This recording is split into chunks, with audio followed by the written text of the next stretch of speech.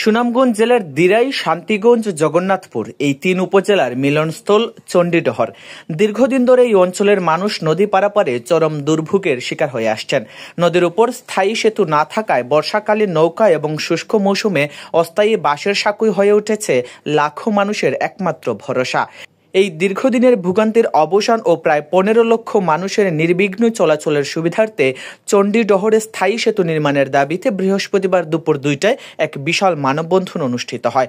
দিরের চণ্ডীডহর হোসেনপুর বাজার সংলগ্ন এলাকায় ডাউকি নদীর পারে আয়োজিত এই মানববন্ধনে 3 উপজেলার সর্বস্তরের মানুষ, প্রবীণ, তরুণ, শিক্ষার্থী, ব্যবসায়ী, শিক্ষক, জনপ্রতিনিধি, রাজনৈতিক নেতা ও প্রবাসীরা একত্রিত হয়ে অংশগ্রহণ করেন। বিশেষ করে জগদল, দরগাপাশা ও কলকলি ইউনিয়নের হাজারো মানুষ সাথে যোগ দিয়ে ঐক্যের এক অনন্য দৃষ্টান্ত স্থাপন করেন। এদিন জনস্রোতে মুখর ছিল চণ্ডীডহর এলাকা। দুপুর গড়ানোর আগেই চণ্ডীডহর এলাকায় নেমে আসে জনতার ঢল।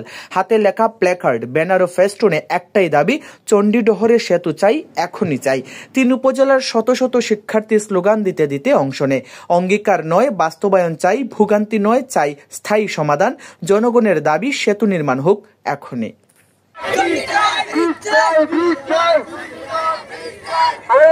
আমাদের